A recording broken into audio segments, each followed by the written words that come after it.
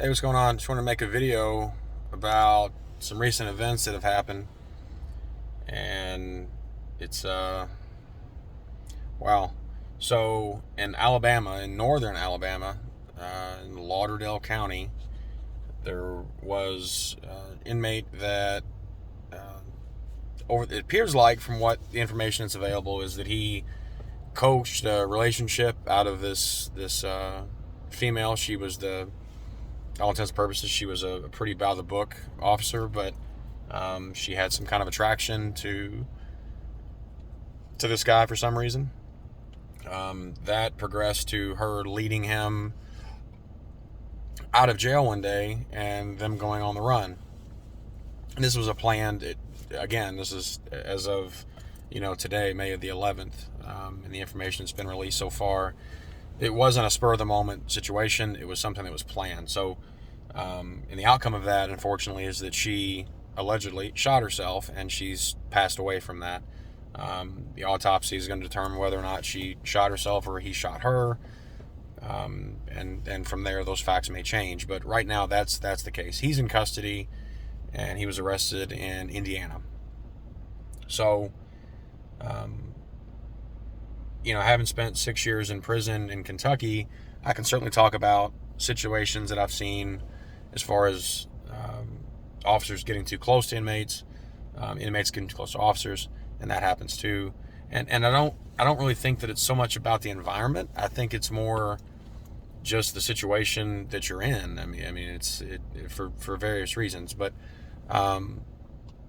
so a couple of, I guess, broad frameworks to talk about is that there is federal and state law, certainly in Kentucky it certainly exists, and also federally, under the Prison Rape Elimination Act, where it is illegal for any inmate to have sex with another inmate, certainly, whether it's male, female, or however that works out. It's also illegal under this Prison Rape Elimination Act for staff members, male or female, to have any kind of relationship or sexual relationship with an inmate. Officers and staff members at prisons can certainly be fired, and in some cases, I'd imagine they could probably be put on some kind of sex offender registry, which obviously that's not going to go well if you're convicted of a sex crime, and it's an abuse of power type or position type situation. So I can recall a few incidents where officers brought in contraband, they brought in drugs, they brought in cell phones. We had this internal affairs captain at one of the facilities I was at in Lexington, that he was a cop. He was a straight cop. He didn't care if you were an inmate breaking the law or breaking the rules, or he didn't care if you were an officer breaking the rules or breaking the law. If you were breaking the established rules and laws and etc. of this place or of the Department of Corrections or whatever, he was going to come after you, period. The thing about this captain that I recall distinctly is that he was a cop, period. He didn't pick and choose. Now, I say that to levy it with, I'm sure and I know that he's done some things himself that are not so morally conscionable or ethical, above board. But 9 times out of 10, if he accused you of something, he was right.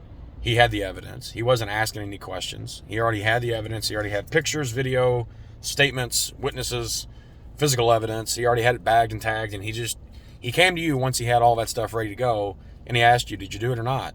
If you said no, then he just went on about his way and did what he did. He was a very thorough investigator and very, very, he was appointed under the deputy warden of security at this place, so he kind of operated somewhat autonomously, even from the warden. I mean, the warden, I think, was kind of scared of this guy to an extent, but there were certainly staff members there, and I recall one, and again, for lots of reasons, I'm not going to say this person's name. I don't want to relay too much information to where it could be an obvious thing of who this person was, but there was a female staff member at this prison in Lexington that I was at, and she had a relationship with an inmate. She became pregnant because of that relationship. And sometime between the Department of Corrections and this internal affairs captain finding out that she had a relationship with this guy and her becoming pregnant, she was charged, and then some point after that she had a miscarriage. So I believe the charges were actually dropped in main part because of that.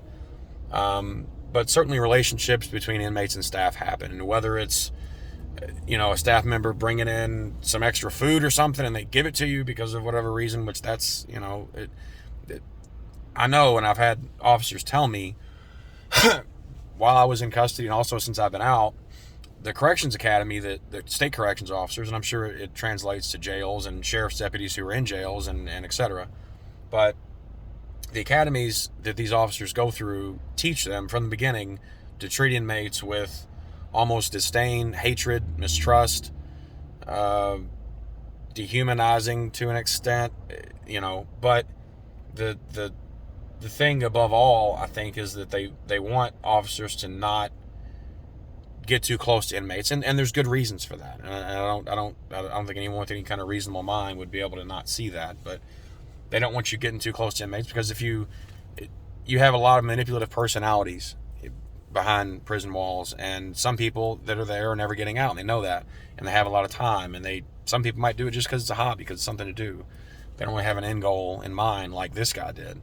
I think he probably had a really good plan set up, and he targeted this officer, is my belief, knowing the types of personalities, and you go to prison, you see hundreds, thousands of guys like this guy, and so it's not really hard to understand what I believe to be his mentality, and it's not really hard to understand probably her mentality. She was older, she lived with her mom, or very close to her mom, from what I understand. I'm guessing she probably had pretty low self-esteem. She had someone that was dangerous and a bad boy or whatever, and was attracted to her and was showing her attention, and that's really, it seems like, all it took. Again, I don't want to talk about someone's name or whatever, but it's a situation that happens, unfortunately, pretty often.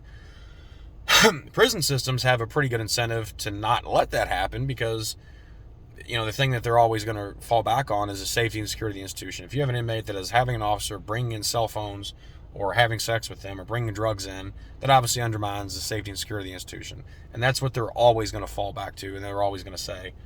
When you're an officer or a staff member of some kind of librarian, a food services worker, and that's something else. Here recently in Louisville, we've had a contracted food service worker that was caught with 40 fentanyl pills, and she had several bundles of fentanyl in her work area, and she was arrested and charged with crimes, and she's ironically in the same jail that she brought drugs into.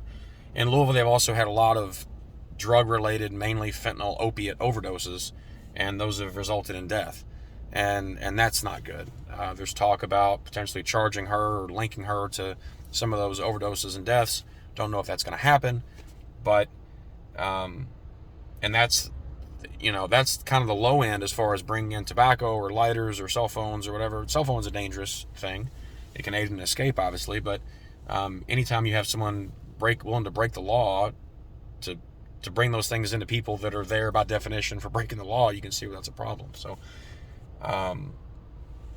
in Kentucky, they have a specific policy or a report that you can get written up for that is targeted at this, and it's called Pursuing a Relationship with a Staff Member. It's a pretty low scale of offense, I guess, administrative offense in prison, but that they want to try to stop that before it starts, really.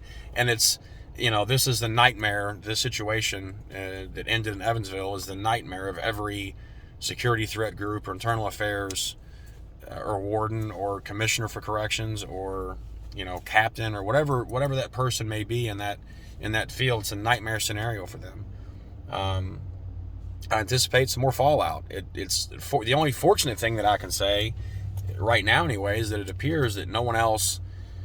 There were some stolen vehicles that were involved, and that's going to be, probably assessed at some point, but there's no one else that died. And to me, based on, again, what I've seen in the news and what's been released so far, there were so many chances for the state and for this county sheriff, who probably is not going to get reelected, is my guess, to catch this and to see this for what it was. She was visiting him in state prison, being who she was. That's a goof to me on the prison's part, and they should have I feel like they should have let the sheriff's office know that their chief jailer was visiting this guy, in prison. And they've also said that they were not related. They had the same last name, but they weren't related. So that's a bit odd too. But it is Alabama. So, again, it's something that prisons continually combat and fight and deal with. And it relates to the greater community, because if someone's able to escape, there's been several escapes, pretty high profile escapes. And with all of those, but a few, they had help from the outside, whether that's a guard or a staff member there, or someone that helped them from the outside, that left a car somewhere down the road. People escaped from prison in I believe it was North Carolina several years ago, all of them from death row. The Texas 7, that's another big high profile series of cases that happened. And all of those things were possible because of breaches and lapses in security at a prison. And those people collectively, between those two escapes, those mentioned escapes, they were pretty dangerous individuals. And this guy was no less dangerous. But in a correctional environment, you have, I'm going to say it from my experience, I can't say what everyone else's experience is going to be, but you have, I'm not saying that every female officer is an unattractive, low self-esteem, vulnerable individual, but know that there are some of those like that. And there are also predators in prison that can see that and know their environment, and they've adapted to it and they enjoy it, and they want to try to see what they can get. The problem with that is that when someone who's in that kind of a mindset from the prison perspective, when they get someone to break the law, whether it's bringing in cigarettes or anything, they use that and turn that around on an officer. So then they have you, and you either have to, continue to comply with that so that other people won't tell on you, so that person won't expose you. It's just a bad ethical situation to get into, and you really are betraying everything that you've done. The other thing is, this person doesn't have any good intentions by doing that, by asking you to do that.